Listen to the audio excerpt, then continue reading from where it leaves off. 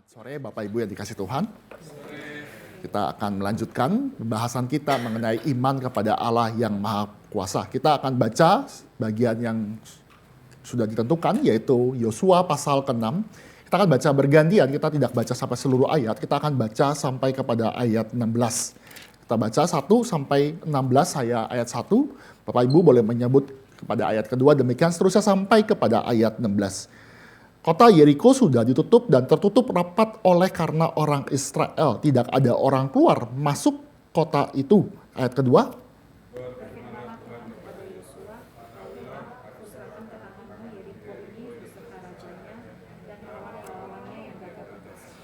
Kamu para prajurit sekalian harus mengelilingi kota itu dan mengitarinya 1 kali. Engkau harus berbuat demikian selama 6 hari.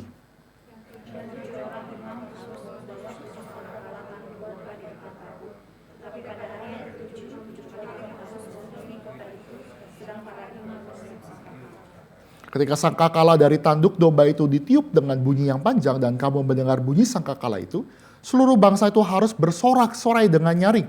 Pada saat itu tembok kota akan roboh, lalu bangsa itu harus menaikinya masing-masing di bagian yang terdekat.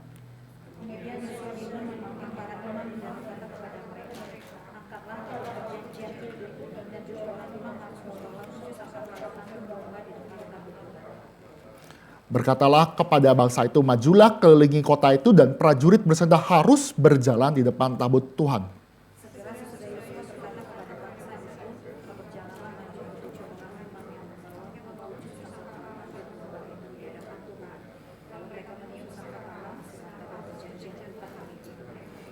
Prajurit bersenjata berjalan di depan para imam yang meniup sangkakala dan barisan penutup mengikuti tabut. Sementara sangkakala terus ditiup.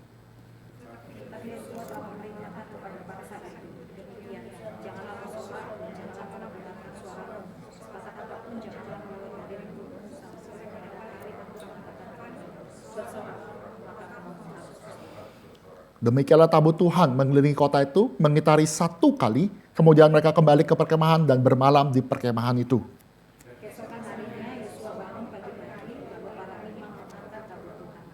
Ketujuh imam yang membawa ketujuh sangkakala dari tanduk domba itu berjalan di depan tabut Tuhan sambil meniup sangkakala terus-menerus. Prajurit bersenjata berjalan di depan mereka dan barisan penutup berjalan di belakang tabut Tuhan. Sementara sangkakala ditiup terus-menerus.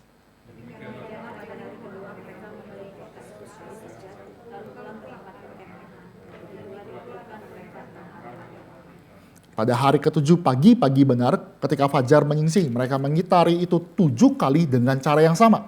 Hanya pada hari itu mereka mengelilingi kota itu 7 kali.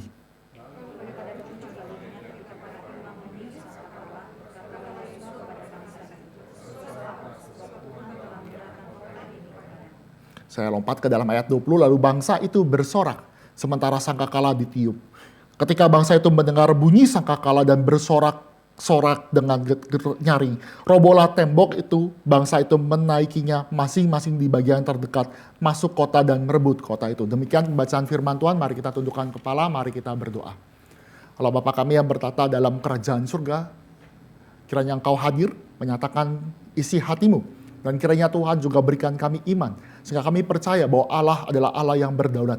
Bila kami belajar dari satu tokoh yang Tuhan izinkan tercatat untuk mengalahkan satu kota yang besar, kami sadar itu adalah anugerah yang Tuhan berikan.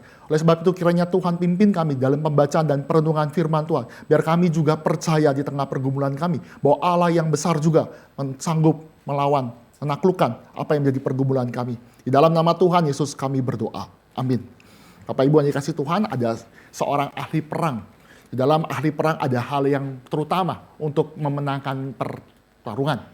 Dalam peperangan itu ada perang secara psikologis. Kalau mentalnya sudah diserang dan mereka mentalnya sudah jatuh, peperangan menjadi lebih mudah. Maka strategi apa yang dipakai? Mereka menggunakan strategi dengan cara teror. Mereka juga menggunakan strategi dengan menggunakan serangan cepat. Mereka juga menggunakan strategi dengan serangan yang surprise, dengan serangan kejut. 3 hal ini sering dipakai. Karena kalau orang itu belum siap, kalau yang dilawannya itu tidak siap, ada teror, ada serangan yang cepat, bahkan mendadak, maka musuh itu gampang dijatuhkan. Mereka belum siap angkat senjata, mereka belum siap angkat apapun, mereka belum berkoordinasi, mereka takluk. Maka kadang-kadang perang itu terjadi malam-malam. Perang itu terjadi dalam kondisi yang tiba-tiba. Itu terjadi. Tapi Bapak Ibu yang dikasih Tuhan, di dalam pembacaan Yosua 6, elemen surprise, elemen teror, elemen kejutan, elemen yang namanya kecepatan itu tidak ada. Kenapa? Kalau kita baca secara keseluruhan dari ayat 1 sampai pasal 1 sampai pasal 6, di pasal 5 mereka melakukan sunatan Bapak Ibu. Lihat ya, lagi perang sunatan. Kan nggak nyambung, kan nggak masuk di dalam rangkaian perang. Kalau misalkan sunatan pun bolehlah kita melakukan sunatan, tetapi jangan di wilayah musuh. Bapak Ibu yang dikasih Tuhan, Yosua itu baca kitab Kejadian. Karena memang demikianlah dikatakan oleh firman Tuhan. Bahwa Yosua harus membaca, merenungkan kebenaran firman Tuhan. Bahkan mengajarkan. Di dalam kitab Kejadian ada peristiwa bagaimana sunat dipakai untuk memanipulatif. Bapak Ibu tahu kisah apa? Ada 2 anak Yakub yang manipulatif. Dia bicara kepada Sikem, kami akan bersama-sama dengan engkau. Kami akan sama-sama. Walaupun anak kami diperkosa, saudara kami diperkosa, Dina, kami akan bersama-sama asal kamu disunat juga. Langsung pada hari di mana sakit-sakitnya 2 orang, cukup Simeon dan Lewi, perang hancurkan satu kota. Yosua tahu, Yosua belajar firman Tuhan. Para imam juga belajar, prajurit daripada Yosua juga belajar kebenaran firman Tuhan. Maka kalau dikatakan Yosua ada di dalam namanya tanah perjanjian, dia nyebrang sungai Yordan, dia masuk, hal yang pertama dilakukan kok sunatan. Nanti kalau misalnya musuh tahu bagaimana bangsa Israel kalah, maka ini kita lihat ya. Bagian pertama kita bicara iman kepada Allah yang Maha Kuasa. Saya akan bahas 3 hal. Yang pertama, bahwa cara Tuhan bukan cara kita. Cara Tuhan jauh lebih bijaksana. Cara kita, mungkin kita langsung pakai strategi perang. Kita langsung bilang, oh Yosua nego dong. Masa kita sunatan? Kalau perlu habis seberang sungai Yordan, kan tuh ada elemen kejut. Semua orang nggak sangka kalau orang Israel bisa menyeberangi sungai Yordan dalam kondisi meluap-luap. Harusnya segera serang. Malam-malam langsung serang. Yosua bisa nego. Yosua bisa bilang, Tuhan aku punya cara seperti ini. Tuhan kenapa kita harus tunggu? Udah berkemah, terus sunatan, tunggu recovery dulu, baru mulai perang. Telat Tuhan. Telat. Atau Yosua juga bisa bilang, bangsa Yeriko adalah bangsa besar. Bangsa Yeriko punya kota. Punya yang namanya tembok. Tembok itu besar. Tembok bisa seruangan ini. Karena kenapa? Karena peristiwa Rahab. Rahab itu bisa sembunyikan di tembok dan dia keluarkan dua pengintai itu dari rumahnya, dari tembok. Artinya besar daripada tembok Yeriko itu kemungkinan sebesar ruangan. Besar sekali. Secara logika Tuhan. Yosua bisa nego kepada Tuhan, ini jangan serang Yeriko dulu.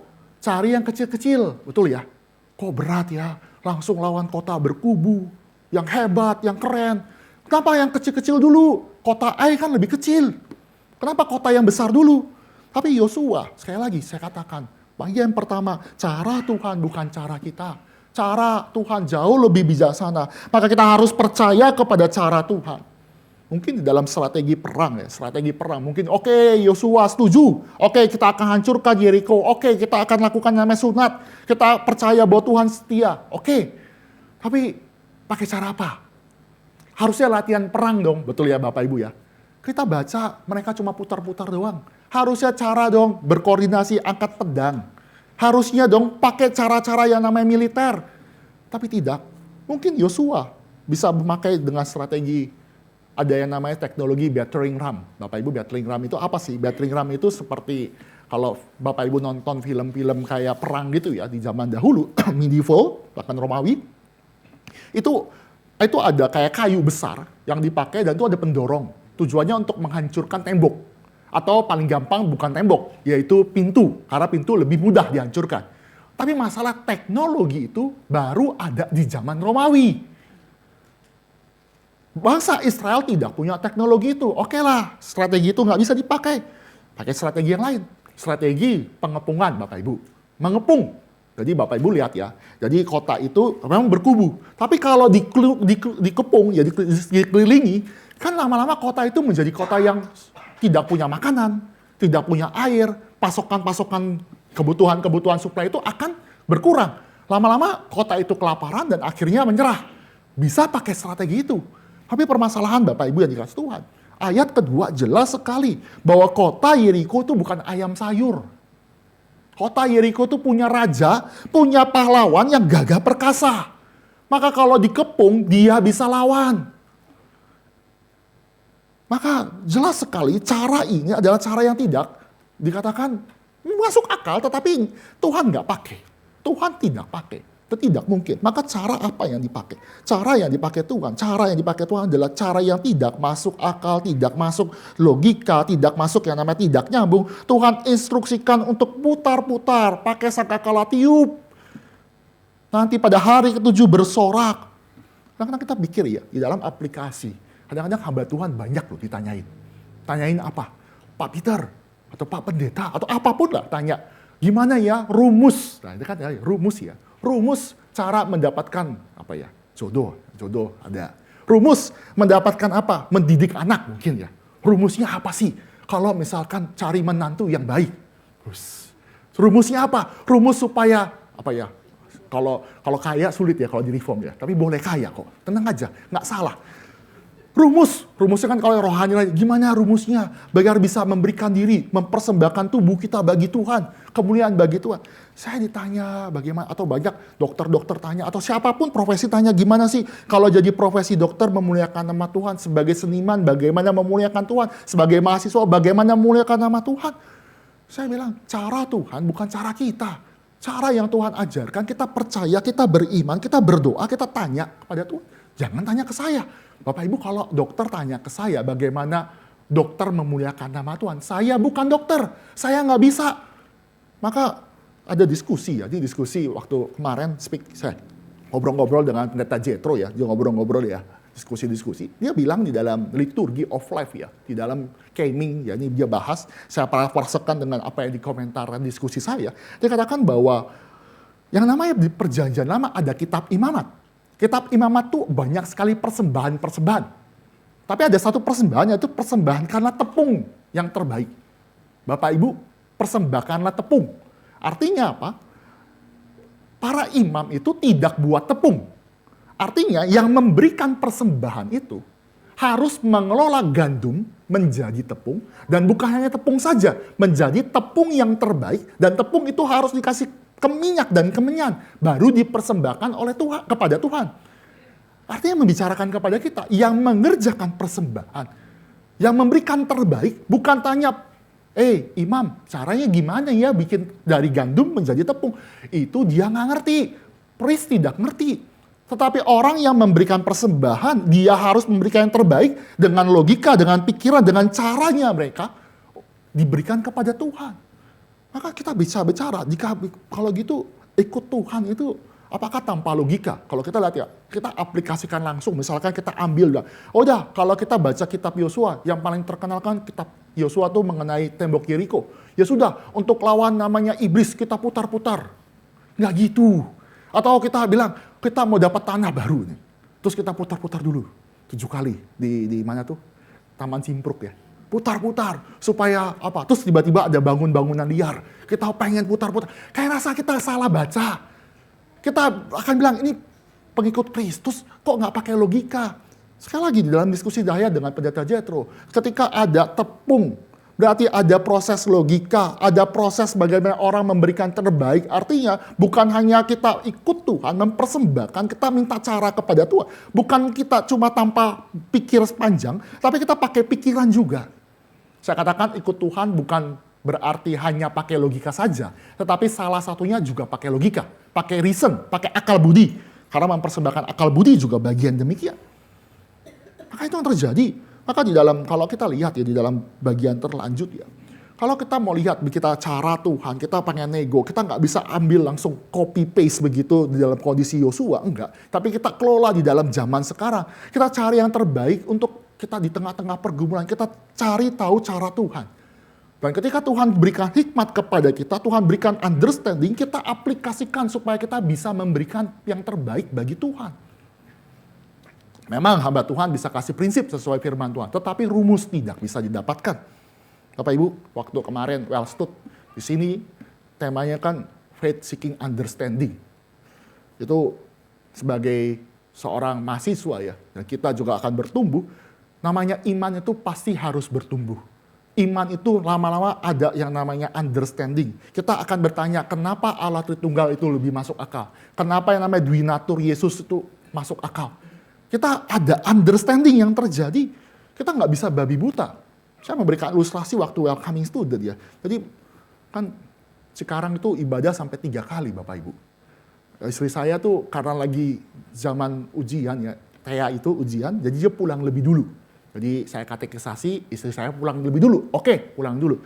Cuma kan anak saya lagi demen sama saya, puji Tuhan ya. Masih demen. Masih demen. Karena nanti akan ada waktunya, dia akan mungkin bersih tegang. Saya sudah siapkan hati. Nah, masih demen. Oke, dia bilang ke saya, papi pulangnya gimana? Oh, saya iseng.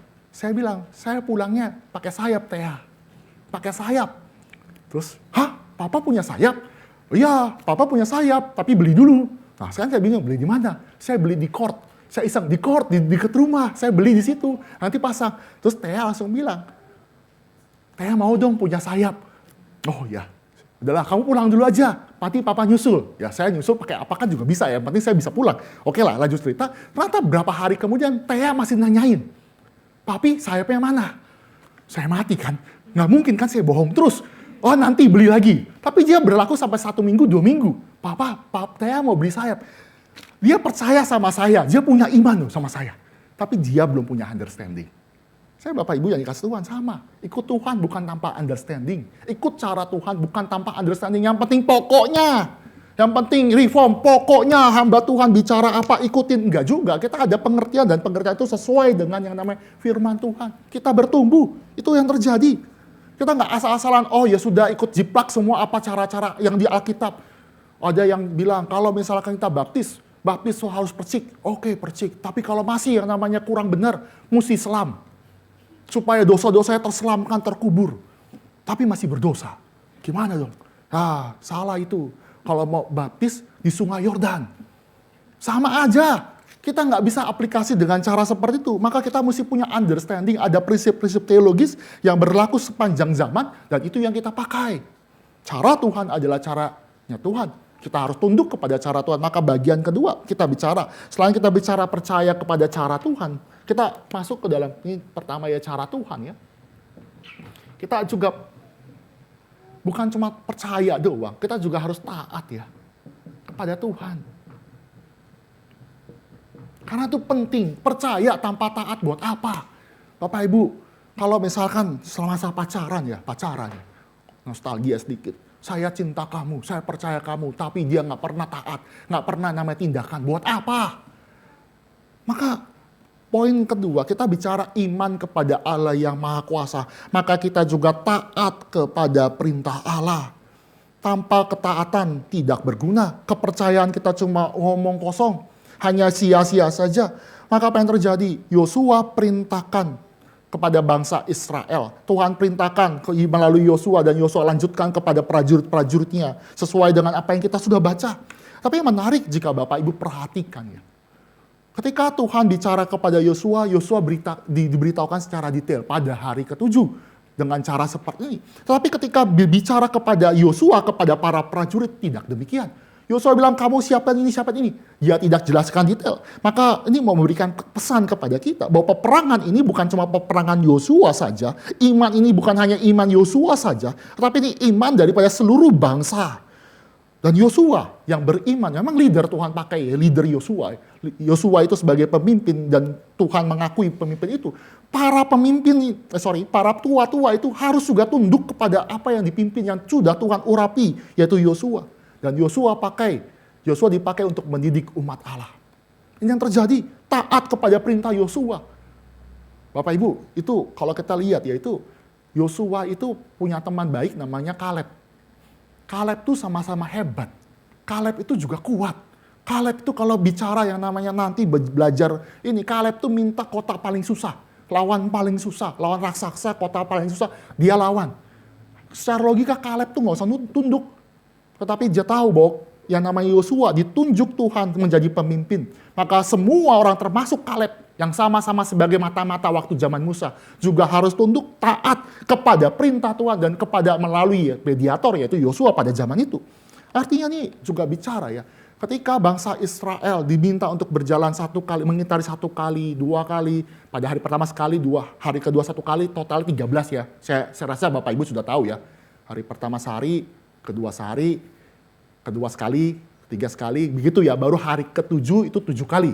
Jadi total 13 ya. Jadi saya mengasumsikan Bapak Ibu sudah tahu. Ini kan bukan bicara tentang strategi perang. Ini bicara tentang namanya ritual, ketaatan. Taat. Mereka diminta, orang-orang Israel termasuk Yosua, diminta taat, melakukan hal yang tanda kutip tidak masuk akal. Karena Tuhan perintahkan maka lanjutkan.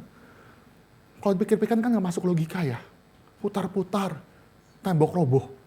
Tapi saya percaya, memang Yeriko itu kota yang besar. Tapi kenapa mereka bisa taat? Kok mereka bisa lakukan itu sampai selesai, sampai hari ke-7 dengan kondisi yang benar? Saya percaya bahwa ketaatan di Yeriko itu bukan ketaatan kemarin sore.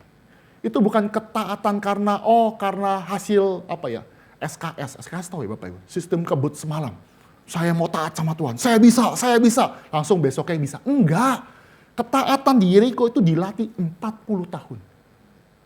Ketaatan dia bagaimana Yosua, generasi kedua yang lahir di padang gurun, itu terjadi di dalam hal-hal rutin selama 40 tahun. Perkara besar bagaimana robohnya Yeriko itu bukan kemarin sore aku baru taat baru bisa senang ya ikut Tuhan lihat perkara-perkara mujizat, enggak. Untuk bisa melihat rubuhnya tembok Yeriko, melihat bagaimana terbelahnya sungai Yordan, itu terjadi karena proses 40 tahun pembentukan umat Allah. Saya belum sampai 40 tahun. Bapak Ibu sudah ada, bahkan lebih. Artinya ada pembentukan yang terjadi. Dan pembentukan itu adalah pembentukan yang membosankan. 40 tahun putar-putar capek. Tapi 40 tahun itu mendidik umat Allah. Generasi kedua yang lahir dari yang namanya padang gurun. Yang lahir di padang gurun Bapak Ibu. Sedih ya, lahir di padang gurun. Kamu kelahiran mana? Ada yang bangga waktu zaman saya waktu kuliah sekolah ya. Ada yang teman saya lahir tuh di Los Angeles. Dia punya, nanti dapat paspor dia, Los Angeles, dia bangga. Saya bilang, saya lahir di Jakarta masih oke lah ya. Ini ada satu lahir di Madiun. Saya waktu itu nggak tahu siapa, maaf ya, nggak maksud menyinggung. Tapi saya pun nggak tahu. Nah ini orang-orang generasi kedua, 40 tahun artinya generasi pertama sudah melahirkan dan anak-anak mereka itu, anak-anak yang lahir di padang gurun, sesuatu yang terrible, sesuatu yang sulit sekali, tetapi 40 tahun di padang gurun adalah anugerah. Saya katakan anugerah kenapa? Di situ dia lihat Tuhan. Dia lihat Tuhan hadir dan iman mereka bertumbuh. Mereka bertumbuh melalui hal-hal yang rutin. Mereka hidup, Tuhan perintahkan pada hari pertama sampai hari ke-6. Hari sebelum Sabat, kamu ambil mana secukupnya. Nanti pada hari ke-6, ingat kamu ambil double portion. Karena pada hari ke-7, hari Sabat umat Yahudi adalah Sabtu, maka hari Jumat kamu harus ambil double portion. Kamu harus ambil. Maka kenapa? Karena pada hari ke-7, hari Sabat kamu nggak usah cari. Kamu nggak usah cari karena Tuhan tidak turunkan mana, dia lakukan itu. Makan, cari. Usaha 40 tahun Bapak Ibu. Lama 40 tahun. Saya sekali lagi belum sampai 40 tahun. Bayangkan rutin, ditanya sama Abah Tuhan. Gimana sih cari petunjuk Tuhan? Baca Alkitab. Bete gak? Kalau anak-anak remaja kan mau main insting gak? Apalagi pemudi. Gimana cara dapat ini? Dapat jodoh ya, dapat pekerjaan ya. Memang nggak salah ya cari, itu nggak salah, saya nggak ini. Tapi kalau jawabannya klise, cuma bilang, ya berdoalah, bergumullah, sabar ya, semangat ya. Kadang-kadang, aduh nggak usah tanya hamba Tuhan juga nggak usah. Memang nggak usah. Tanya kepada Alkitab, bersabar, menunggu waktunya Tuhan. Dan ini yang terjadi Bapak Ibu.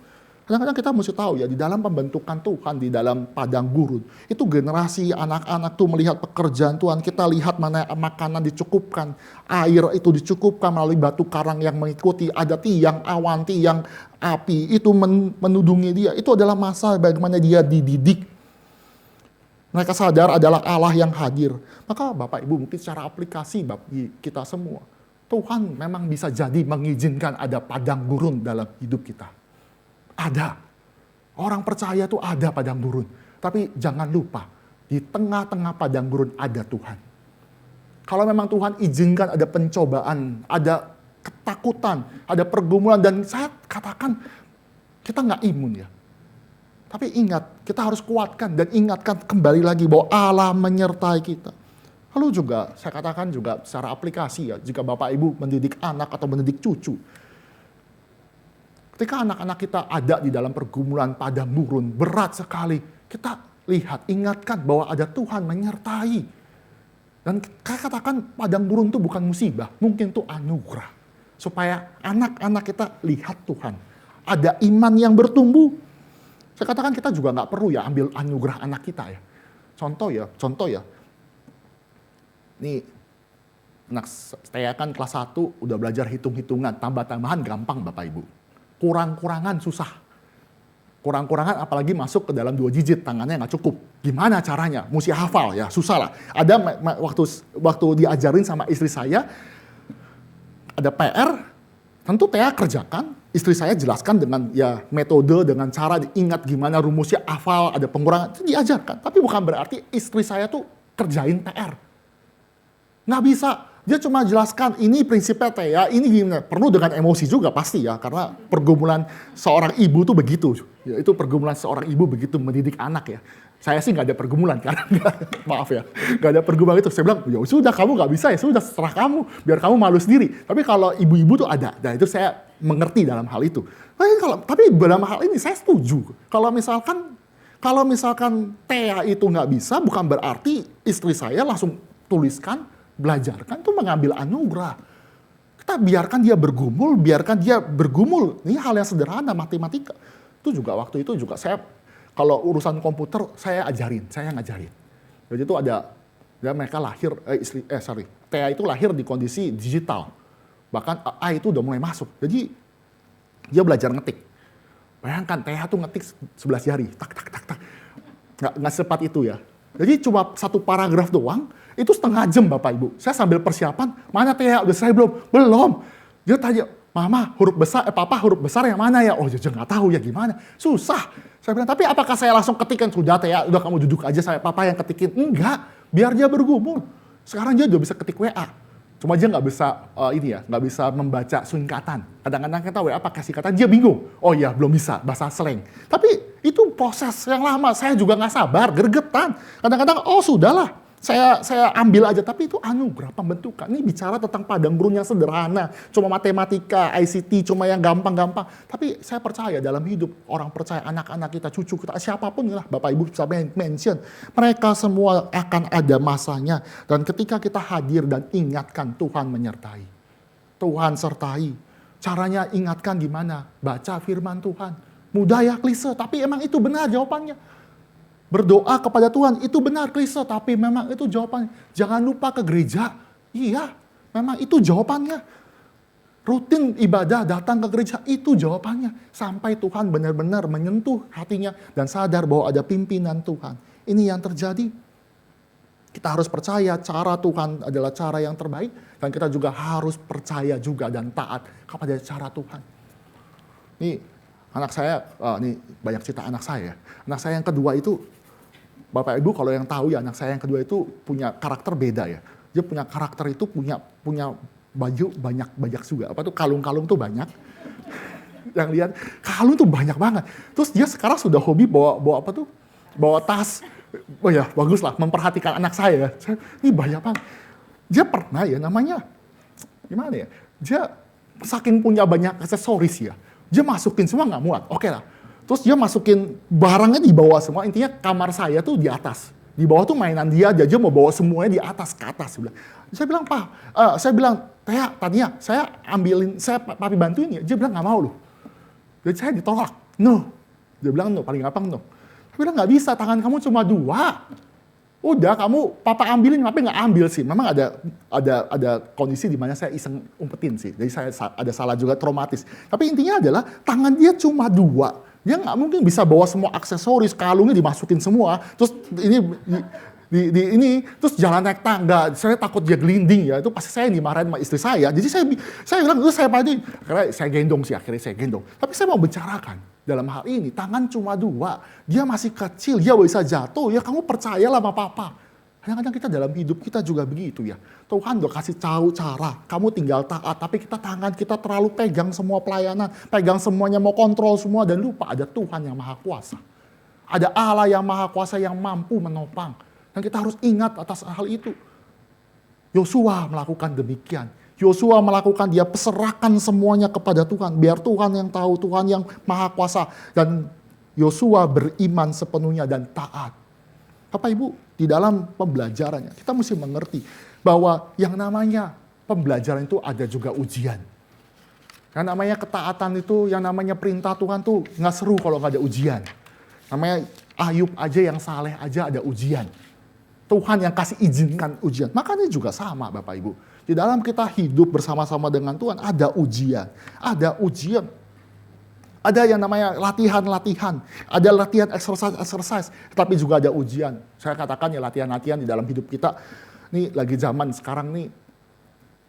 Nge-gym tuh itu ya. Lagi booming ya. Zaman milenial itu mental health juga ada pengaruh. Tapi Pendeta Billy kemarin ngomong itu mental health. Ya benar, jadi banyak ya. Terus saya juga berapa bulan yang lalu sih lihat tuh di Instagram ya. Itu ada seorang usia lanjut ya, itu bisa angkat berat, beban. Mungkin yang pernah lihat ya. Jadi terus akhirnya gymnya itu promosi. Supaya kamu di usia tua itu bisa kuat, sehat, kamu harus strength training. Gitu.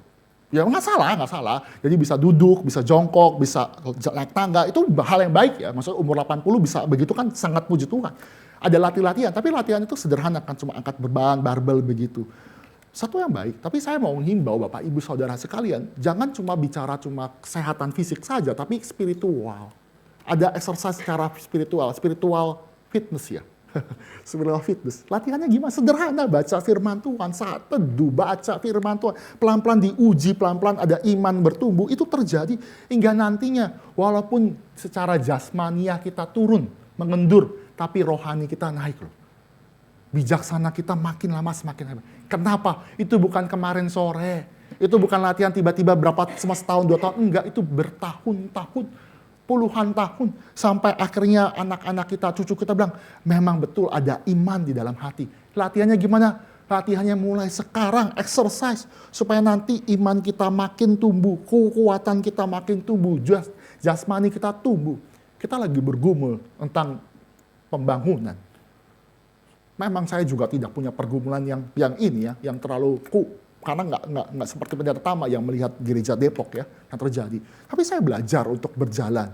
Papa saya juga pernah yang namanya ikut membangun di dalam gereja, salah satu gereja ya, ikut salah satu panitia, ikut pernah juga diserbu pernah. Tapi itu menjadi warisan iman. Oh iya, sudah ikutin aja caranya Tuhan. Kita belajar pelan-pelan supaya supaya iman itu bisa diwariskan. Saya katakan bukan iman keselamatan itu bisa diwariskan, tapi iman itu bisa diceritakan kepada anak kita. Sehingga dia makin berasa bahwa ada Allah yang menyertai. Saya masuk ke dalam bagian ini ya, yang tadi saya mention ya. Di dalam ujian, di dalam yang namanya kita mengikut Tuhan bukan berarti tanpa ujian. Di dalam pembacaan kita ada ujian Bapak Ibu. Ketika ujian yang, saya katakan ada 3 ujian ya. Ujian pertama, ujian fisik. Itu prajurit kan berjalan 1 hari, 2 hari, 3 hari, panjang lah. Itu ujian fisik Bapak Ibu. Memang kota Yeriko nggak tahu seberapa besar. Mereka berjalan mungkin 1 kilometer, mungkin simple, 1 kilometer 1 hari simple. Tetapi bayangkan bukan dengan pakaian baju olahraga ya. Tapi itu pakaian perang. Bawa tabut, pakai sangkakala, berjalan, taat. Itu ada ujian fisik. Capek gak? Capek. Sehari tanpa tujuan. Ujian kedua, bisa bicara tentang ujian adanya ejekan dari musuh. Putar 1 kali, mungkin musuh ketakutan. Ini ada apa nih? Tipu muslihat apa? Strategi apa? Ternyata ujung-ujungnya balik ke perkemahan. Hari kedua, mungkin ya, saya parafrasekan mungkin secara logika saja, mungkin mereka lihat ada orang gila muter-muter. Ngapain nih bawa sangkakala tiup-tiup, dia tiup sangkakala ya, sangkakala. Mungkin yang ledekin, ngapain kamu Israel nggak bisa ya masuk ke dalam tembok. Diem aja, diem kan nggak boleh bersorak, diem, putar, dihina-hina, ada ejekan. Hari kedua, hari ketiga juga diem aja. Bapak Ibu yang dikasih Tuhan, kita mesti mengerti ya, bahwa ejekan itu juga bisa jadi senjata iblis ya. Ngapain kamu ke gereja terus? Emang ke gereja ada untungnya? Masuk akal kan? Memang baca Alkitab bisa mendapatkan uang. Ngapain kamu? Ada cemooh yang terjadi orang-orang yang tidak kenal Tuhan. Bahkan yang cemooh yang paling susah ya. Yang paling sulit, yang paling bergumul, cemooh dari orang Kristen. Orang Kristen malah mencemooh kita, bukan menguatkan. Terjadi. Tapi kita mesti percaya cobaan ujian ini harus dilalui. Karena kenapa? Karena Kristus juga mendapatkan. Kristus juga diejek di atas kayu salib, diejek. Kristus nggak salah diejek. Kalau saya jadi Kristus, saya turun. Mau apa lu? Mati lu. Iya, tapi Kristus tuh punya hati yang lemah lembut dan dia mengasihi. Saya lanjutkan, ujian apa lagi? Selain ujian fisik, ujian adanya ejekan dari musuh. Juga ada ujian, yaitu ujian apa? Yaitu ujian waktu. Ikut Tuhan, ada waktu, durasinya. Kalau kita baca secara teliti, Yosua tidak memberitahukan kepada prajurit berapa kali putar, sampai berapa hari berputar. Enggak. Dia cuma bilang, sampai saya perintahkan bersorak. Yosua otoriter juga ya. Serem juga, ada pemimpin seperti itu. Tapi ini membicarakan, kalau kita seolah jadi prajurit, kita obey nama Yosua. Mungkin ada pergumulan, benar gak ya? Yosua mungkin salah kali, lagi koslet sebentar kali. Apa yang terjadi? Tapi ujian waktu itu adalah ujian yang paling berat dalam kita ikut Tuhan. Mau gak kita setia sampai akhir? Mau gak kalau di ujungnya itu gak jelas, mau gak masih ikut? Kalau ujung-ujungnya kita cuma mengabarkan firman Tuhan cuma 1 orang, 2 orang, 3 orang, nggak signifikan, masih mau gak? Dan itu butuh waktu yang lama. Ini putar 2 hari, 3 hari, 4 hari, nggak ada yang terjadi, cuma putar-putar capek. Tuhan nggak kasih tahu tujuannya, Tuhan nggak kasih penjelasan Yosua ya. Yosua tidak memberitahu kepada para prajurit. Saya bandingkan dengan kisah Naaman, Bapak Ibu. Naaman suruh nyemplung 7 kali di sungai yang lebih kotor daripada sungai yang dia punya. Sungai Yordan itu kotor, Bapak Ibu, dituliskan dalam Alkitab. Disuruh nyemplung 7 kali dan tidak dijelaskan kalau dia selesai 7 kali itu sembuh. Naaman tuh pride-nya tertusuk. Kurang ajar, saya tuh panglima, saya yang menjajah kamu, suruh saya nyemplung ke dalam Sungai Yordan 7 kali. Marah. Tetapi di situ Naaman akhirnya taat. Prajurit daripada yang namanya Yosua juga taat. Mereka ikut percaya kepada Tuhan. Bahwa nanti hasilnya mungkin kita nggak tahu bagaimana. Kita pelayanan juga tidak tahu bagaimana. Tapi kita tahu akan Tuhan menyertai. Ini kadang-kadang pelayanan yang namanya KKR regional, pelayanan anak, pelayanan pemuda, mahasiswa itu hasilnya kita belum tentu dapat loh. Bapak Ibu percayalah. Ya, karena kenapa? Karena mahasiswa akan pergi, 2-3 tahun akan pergi. Anak-anak sekolah minggu, ya paling sampai remaja, pemuda dia pergi. Nanti pergi lagi, dia belum tentu balik ke kota ini. Pelayanan yang sebenarnya sia-sia, KKR regional apalagi. Kita dilupakan iya. Benar, terjadi.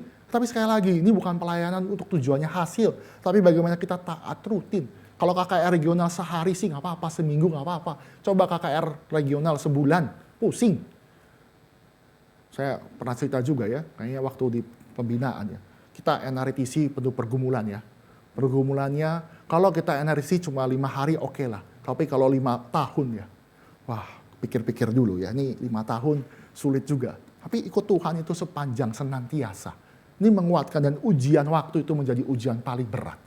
Ini menguatkan kita, tapi kiranya Tuhan menguatkan. Saya lanjutkan ya, kita bicara yang namanya nantinya masuk ke dalam bagian hal ini, kita masuk ke dalam yang namanya sukacita juga. Karena nantinya Tuhan memberikan kemenangan. Maka bagian selanjutnya kita bicara yang namanya nanti, yaitu namanya, ini sering kita pakai ya, Soli Deo Gloria, segala puji, kemuliaan, kepada Tuhan. Kenapa saya katakan demikian? Setelah hari ke-7, di hari ke-7 kan dia putar 7 kali. Bawa tabut, pakai pakaian perang.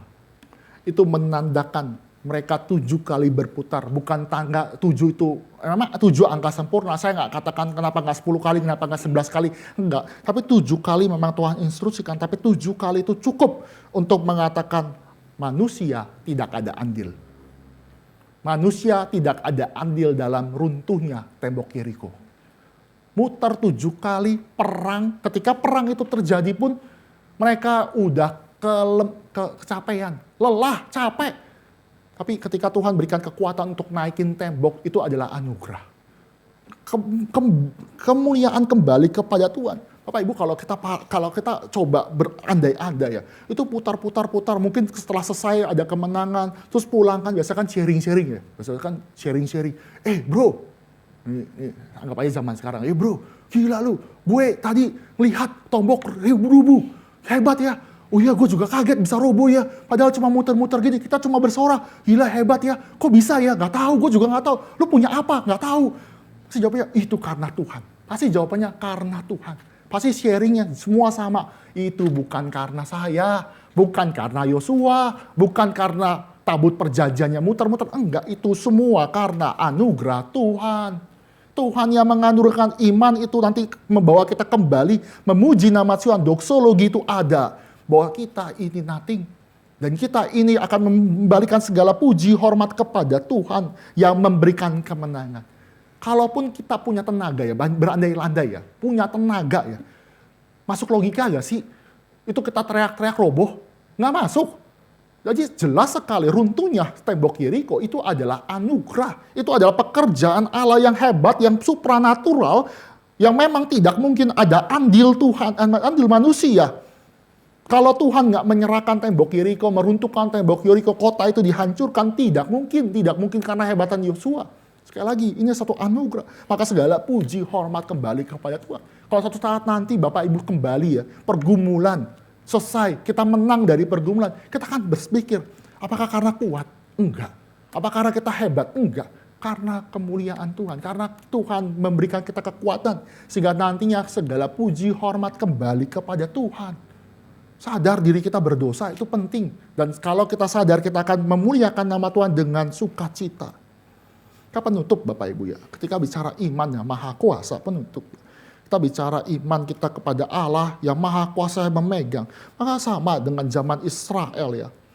Zaman Yosua, Israel tidak pernah bisa sanggup dengan cara sendiri, dengan kehebatan sendiri menghancurkan kota Yeriko. Demikian juga pada zaman sekarang.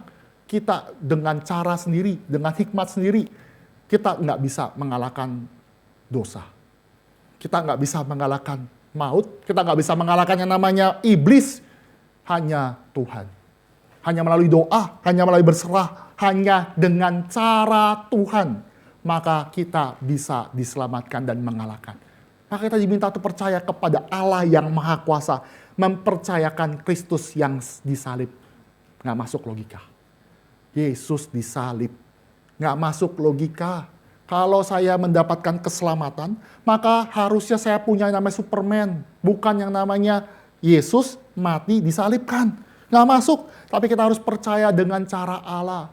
Bukankah dari Kejadian pasal 3, Tuhan sudah kasih tahu kepada kita cara Allah menyelamatkan manusia.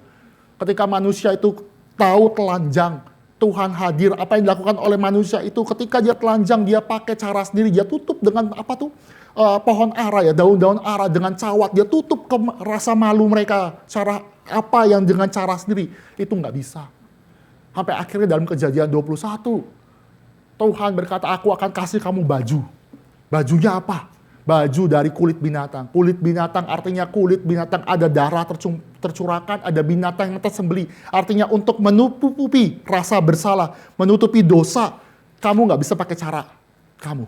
Kamu nggak bisa pakai daun-daunan. Kamu harus percaya cara Tuhan. Cara Tuhan apa?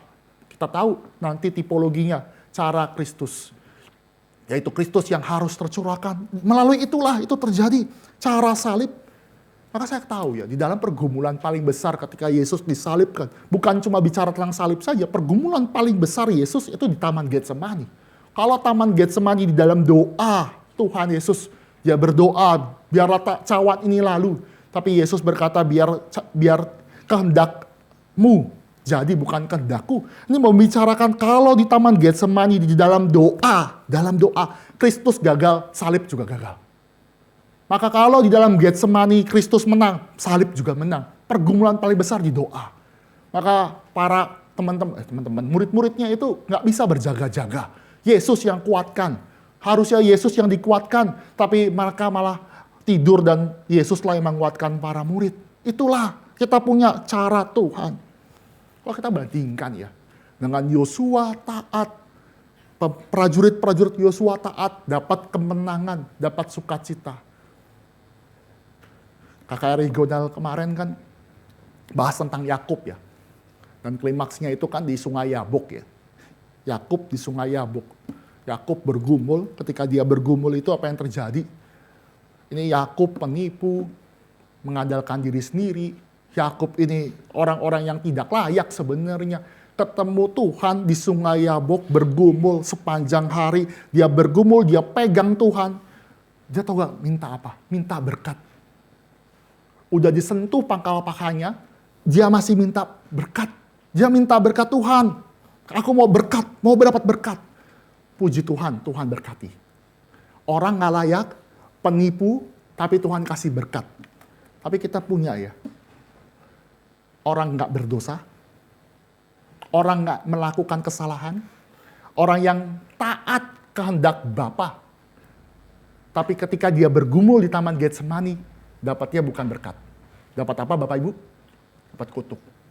Lihat ya, Allah kita bukan Allah yang jinak. Allah kita bukan Allah yang, oh kalau saya taat, saya punya outputnya seperti ini, saya saleh, saya pasti dapat. Enggak. Kemuliaan nama Tuhan bukan berdasarkan output. Tetapi bagaimana hati kita tunduk kepada kehendak Tuhan. Karena ada orang yang tidak benar. Ada yang orang yang benar. Kita bicara juga tentang yang namanya Yosua. Yosua memang dia melakukan dengan taat, dia dapat namanya kota Yeriko. Tetapi kita juga melihat selanjutnya ada Yesus yang melakukan segala sesuatu malah dia mendapatkan kutuk. Maka sekali lagi saya katakan, kita lihat bahwa Allah kita bukan Allah yang jinak, Allah yang bisa kita permainkan, Allah yang maha kuasa kita bisa sogok. Enggak, Allah itu maha kuasa dan kemaha kuasanya. Kita sadar, cara kita bukan cara kita untuk menyogok Tuhan, tapi cara kita harus tunduk kepada caranya Tuhan. Dan ketika Yesus Kristus, kita bicara ya, Yesus Kristus ya. Ketika Yesus Kristus itu melakukan segala sesuatu dengan benar, kita bersyukur karena kutukan itu sudah selesai. Karena kutukan itu dikalahkan di atas kayu salib dengan kebangkitannya.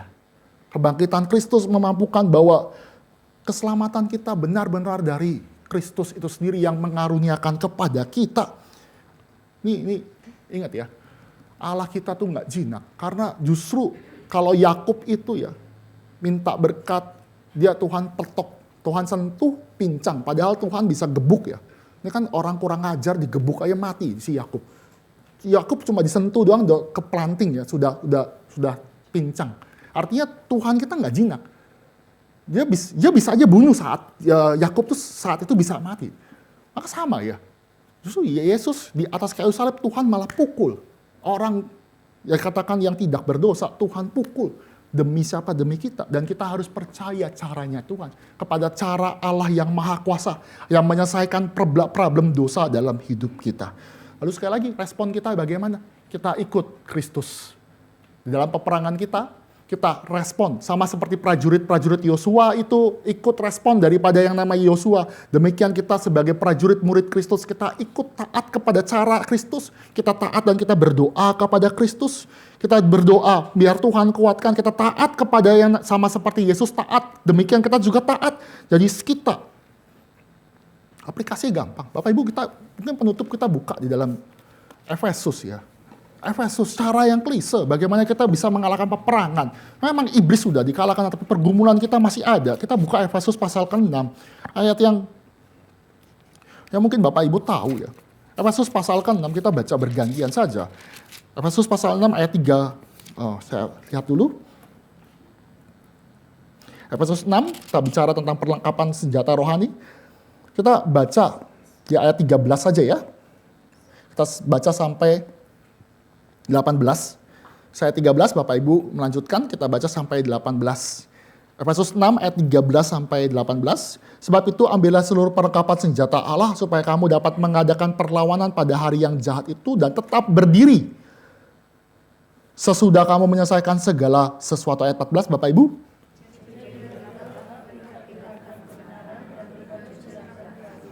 Kakimu berkasutan kerelaan untuk memberitakan Injil damai sejahtera.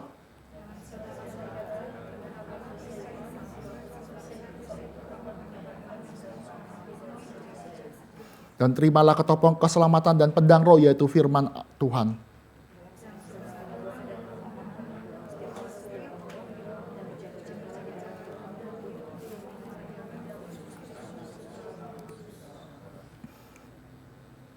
Bagaimana kita bisa beriman, kita bisa ikut dengan Tuhan. Efesus menjelaskan kita pakai perlengkapan, tapi kita juga jangan lupa di bagian terakhir berdoalah. Dalam setiap waktu, dalam pergumulan atau dalam sukacita, dan berjaga-jagalah dengan tidak putus-putus seperti orang kudus. Ini suatu aplikasi dan sebenarnya Bapak Ibu bisa dapat mengerti, tapi saya ingatkan kembali bagaimana hidup kita benar-benar berdoa, bergantung dengan hal-hal yang sederhana, hal-hal yang rutin. Itu membuat kita beriman. Kita nggak perlu dipanggil untuk robohkan sesuatu ya. Kita diminta untuk beriman. Kalau Tuhan izinkan terjadi ada buah, puji Tuhan. Memang iman kita kurang ya. Saya berdoa Bapak Ibu. Saya berdoa pelayanan mahasiswa kan PU dan ITSB. Bapak Ibu yang tahu PU itu mulai menurun, ITSB sudah mulai menaik, tapi ada tantangan terjadi. Saya berdoa. Mungkin di tengah-tengah saya juga minta kepada Tuhan. Apa? Biar Tuhan berikan buah. Pelayanan udah 2-3 tahun, berikan buah. Apa buahnya? Saya tidak mungkin ada yang jadi hamba Tuhan. Mungkin yang benar-benar percaya, ada yang berdosa, akhirnya bertobat dan benar-benar kembali kepada Tuhan. Saya meminta buah, 1 atau 2. Kenapa? Karena mungkin kita perlu lihat buah supaya iman kita makin kuat. Karena kita butuh kesegaran. Karena lihat buah itu sukacita. Wah, Bapak Ibu kalau yang namanya nanem nggak berbuah-buah kan sedih ya. Makanya minta. Ketika buah itu mulai muncul, berarti kita disegarkan. Itu kekuatan kita ya. Kiranya firman Tuhan memberkati. Mari kita tundukkan kepala, kita berdoa. Bapa kami yang bertata dalam kerajaan surga, sekali lagi kami mengucap syukur kepada Engkau. Karena kami mempunyai Allah yang maha kuasa. Engkau Allah yang tidak bisa kami sogok. Engkau Allah yang tidak bisa kami permainkan. Tapi kami sadar bahwa kami adalah manusia yang harus tunduk dengan cara Engkau. Di mana Engkau memberikan kami keselamatan melalui Kristus Yesus. Dan itulah cara yang sejati, secara satu-satunya. Bagaimana kami bisa lepas, mengalahkan dosa, mengalahkan maut, mengalahkan yang namanya iblis. Yaitu dengan percaya kepada pekerjaan Kristus. Tolong kami, pimpin kami, tumbuhkan iman kami yang mungkin masih kecil, yang mungkin sedang rapuh, atau mungkin dalam pergumulan, atau kuatkanlah kami ketika iman kami juga lagi rapuh. Dan pimpinlah kami dan ingatkan kami bahwa ketika iman kami sudah membesar, bahwa itu semua karena anugerah daripada Tuhan. Pimpinlah gereja, pimpinlah kami sebagai anak-anak-Mu, supaya kami bertumbuh semakin dewasa. Dan ketika ada anak-anak, ada orang-orang sekitar kami yang mengalami pergumulan, kiranya kami juga dipanggil untuk menguatkan. Boleh iman itu tertuju kepada Allah yang Maha Kuasa. Biarlah setiap perenungan firman Tuhan ini juga menguatkan kami, memimpin kami untuk melakukan segala aktivitas. Terima kasih ya Bapak, di dalam nama Tuhan Yesus kami berdoa. Amin. Silakan jika Bapak Ibu ada yang mau didiskusikan mengenai firman Tuhan ya.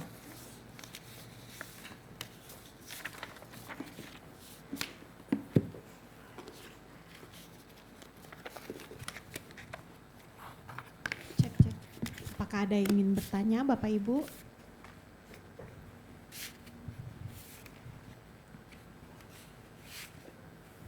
Silakan Bapak Ibu jika ada yang mau didiskusikan. Minggu depan bahas iman Rahab, jadi saya stop sampai runtuh dulu. Besok ada Rahab, minggu depan, jadi datang lagi ya. Di tengah-tengah keruntuhan ada iman, puji Tuhan ya. Di tengah-tengah kehancuran itu ada seorang keluarga Rahab diselamatkan. Tapi itu minggu depan Bapak Ibu, oleh Ibu Grace. Silakan Bapak Ibu yang mau didiskusikan. Oke. Silakan Bu, saya izin minum dulu. Mungkin sedikit, tadi kan Bapak bilang itu sesuatu yang rutin ya.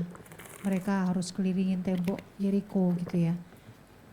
Ada ini nggak sih Pak informasi bahwa seberapa keliling daripada tembok Yeriko itu ya. Maksud saya mau menggambarkan apakah yang sifatnya rutin itu sesuatu yang mudah untuk mereka kerjakan atau memang itu sesuatu yang ternyata sulit juga loh, walaupun mungkin dianggap cuma ngelilingin tembok gitu.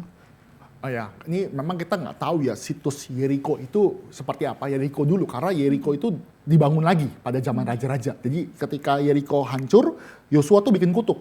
Siapa yang mendirikan, dia akan bayar dengan anak sulung.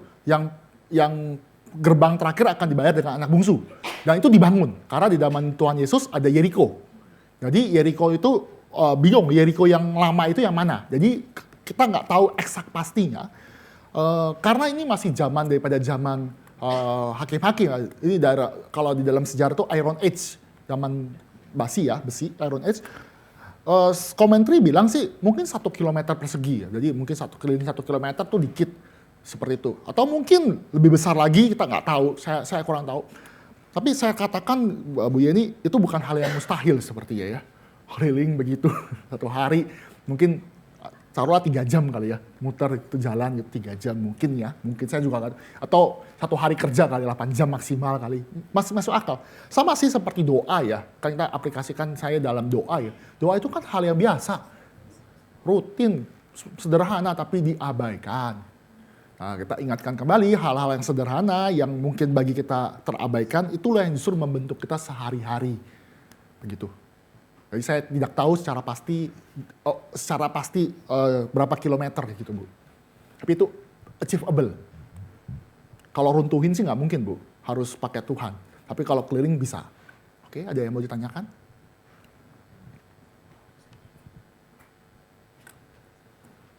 Silakan Bu.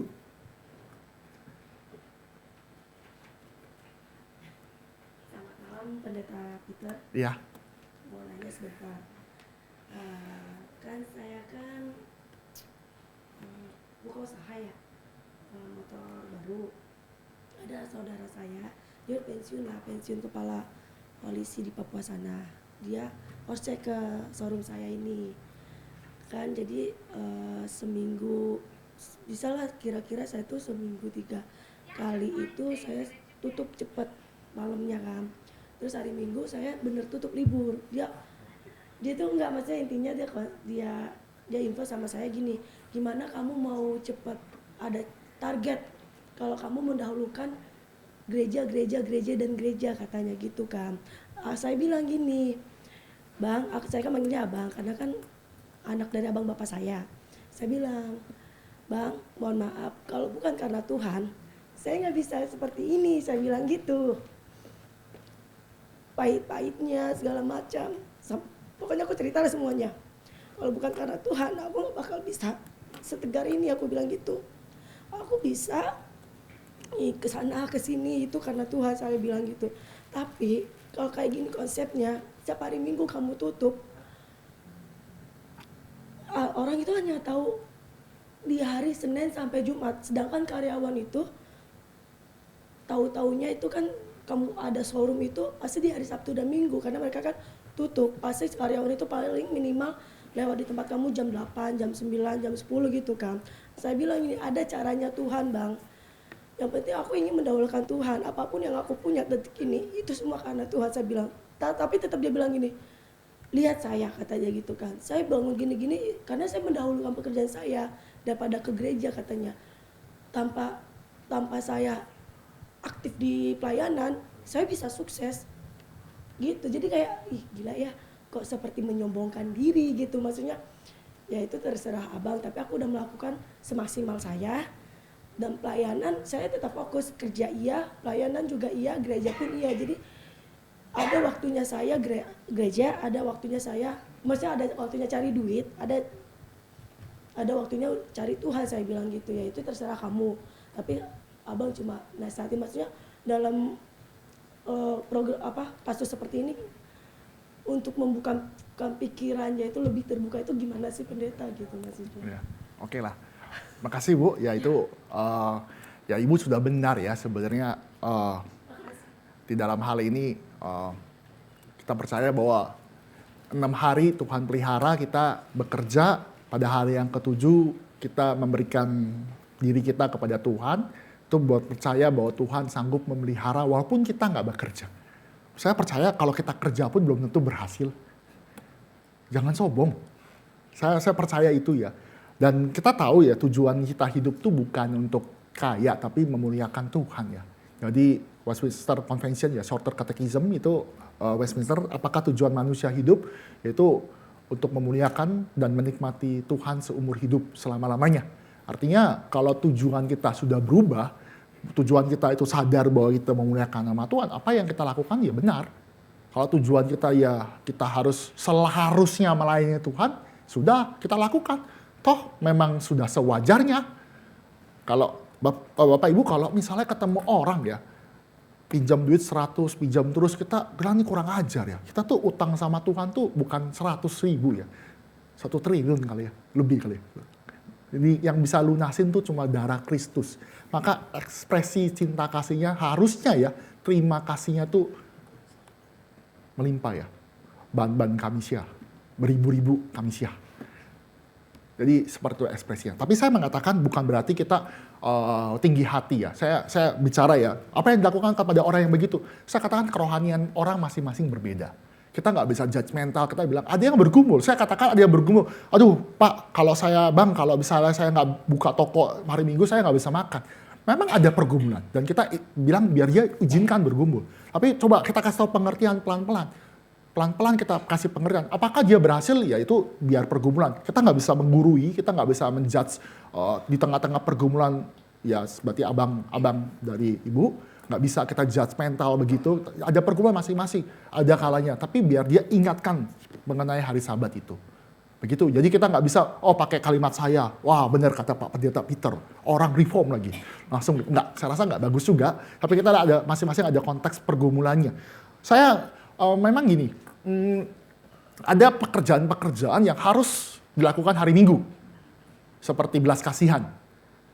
Polisi itu harus kerja, kalau memang sudah wajar. Kalau PLN itu kan common good ya, buat ke semua, ini harus kerja. Terus apalagi transportasi, orang yang bekerja sebagai supir dan dia perangkutan umum, dia harus bekerja. Tapi kalau yang bisa ditunda, ya sudah tunda. Yang bisa di-cancel bisa. Istri saya dokter gigi. Ada yang hari Minggu sih, saya pasti tutup. Saya nggak mungkin, karena nggak mungkin. Istri saya dokter gigi dan mertua saya yang punya sebenarnya. Tapi kalau janji pasien di hari Minggu, mau nggak mau kalau memang dia nggak bisa dan harus dilakukan ya bekerja. Apakah berdosa ya? Nggak juga, karena pelayan belas kasihan. Karena dokter gitu. Nangkep maksud saya. Jadi kita nggak kaku. Ada hukum Taurat, tapi di atas semua itu hukum belas kasihan tuh melampaui semua. Belas kasihan. Kan Yesus juga berkata kan, ketika ada yang sakit di hari Minggu, dia selamatkan. Artinya ada hukum belas kasihan melampaui hukum Taurat. Oke? Mungkin menjawab ya. Sekali lagi jangan jangan kita menjudgmental pergumulan orang, ingatkan mengenai kondisi. Masing-masing ada pergumulannya dan ingatkan, baca firman Tuhan. Makin baca firman Tuhan, makin dia bergumul sih. Begitu. Atau ajak ke gereja sini. Yang bergumul sebenarnya saya ada teman papa saya ya, itu punya bengkel juga. Itu tutup hari Minggu. Dan ternyata omsetnya sama. Tuhan pakai, jadi dia banyak pendeta-pendeta reform itu suka ke bengkelnya dia. Karena bisa ambil dari RMCI, dia ambil, jadi ketika sidang sinode pasti banyak tuh, dia ambilin para hamba Tuhan yang lagi sidang sinode, mobilnya diparkir di RMCI, diambilin masuk bengkel dia. Kerjanya begitu. Itu kan sidang sinode kan hari biasa. Di sini ya konteks sekarang, konteks saya, konteks di Gary ya. Jadi ada juga. Dia tutup hari Minggu dan dia semuanya beribadah dan melayani. Oke lah, yang punya Pegasus. Oke. Ada contoh nyatanya. Tetap berhasil, tetap Tuhan cukupkan. Panggilan kita nggak jadi kaya sih. Jadi nggak usah khawatir kalau udah cukup sudah. Oke, sama-sama jawab ya. Boleh Bu ikut katekisasi, ada penjelasan seperti itu nanti di dalam hukum Taurat di yang kelima ya. Yang keempat ya, 4 atau 5, saya lupa jadinya. Oke, ada pertanyaan lagi terakhir?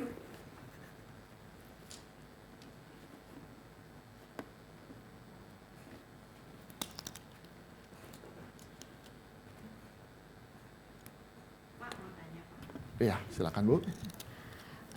Ini kan tadi kita mendengarkan gimana cara Tuhan untuk merobohkan tembok Jericho.